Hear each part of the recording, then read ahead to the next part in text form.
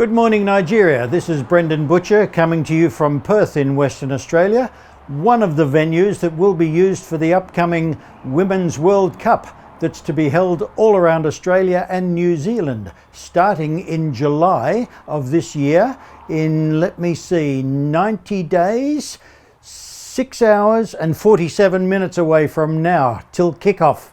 Let me start off though by saying hello again to all of my friends in Nigeria, particularly Rivers State, and thank you to Soporinyi for letting me have this opportunity to talk to my old friends.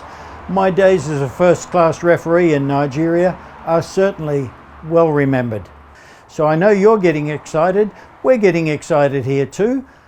There will be 32 teams featured, and as I said, they will be playing in many different venues all over Australia, all over New Zealand.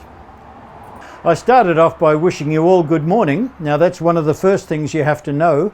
Perth, where I am, on the west coast of Australia, is 7 hours ahead of Nigeria time.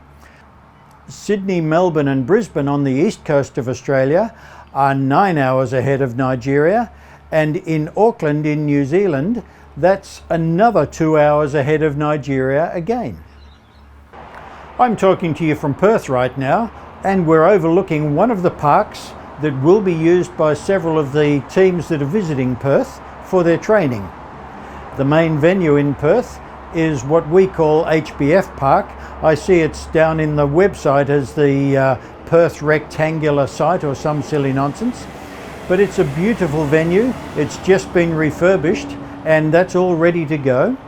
One of the questions that Soporinyi has asked me is, what is the state of preparedness of Australia?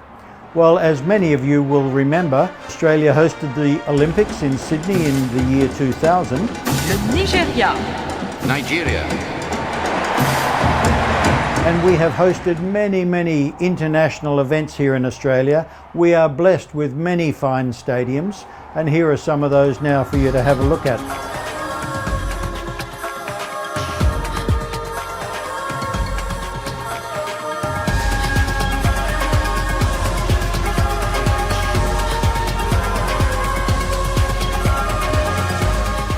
Stadiums in Australia that will be used for the World Cup are in Perth, Sydney, Melbourne, Brisbane and Adelaide, and then there's 2 or 3 in New Zealand, our sister country across the other side of the Tasman Sea.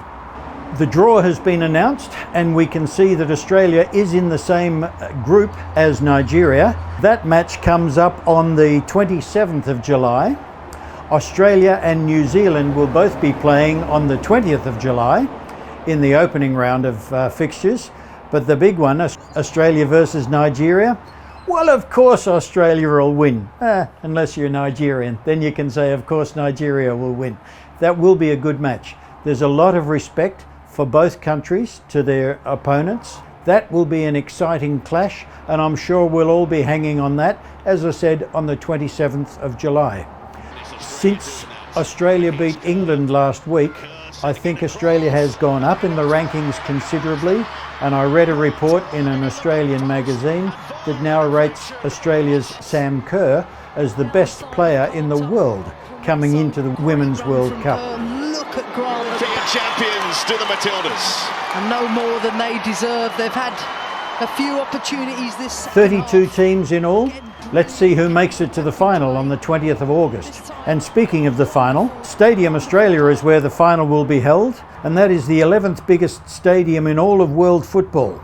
It'll be a beautiful venue for the showpiece. Auckland's Eden Park in New Zealand can also hold just short of 50,000 football fans across the Tasman Sea. So as to who's going to win between Nigeria and Australia, I'll leave that for all of you to decide. And Soporinyi, if you'd like a $5 bet on that, just let me know. Oh, that's $5 Australian, okay? Now, you've also asked me, how's the hype here in Australia leading up to the Women's World Cup? It's pretty good. There's a lot more activity, particularly in the eastern capitals. People are very much aware of what's going on. But I have to tell you, when we talk football, we in Australia talk of Australian rules football. A short one works for Jordan De Goey. That's experience versus inexperience. Is that going to work back in the air? It has. Over here, the kind of football you call football is called soccer. Expect to hear more from us in Australia during the FIFA Women's World Cup here in Perth and around Australia and New Zealand, July, August. Stay glued to RSTV, Soperini Jaja's World Sport Report. Good morning all, or good night. And I'll leave you also with another little clip of Australia winning against England And just Kerr last on the week. move, and Williamson Take care, looking folks. over his shoulder. And there's Kerr. That's what she's all about. You give her a sniff and she'll take it. Australia in front, and their star striker with a goal. England caught out at the back. The captain.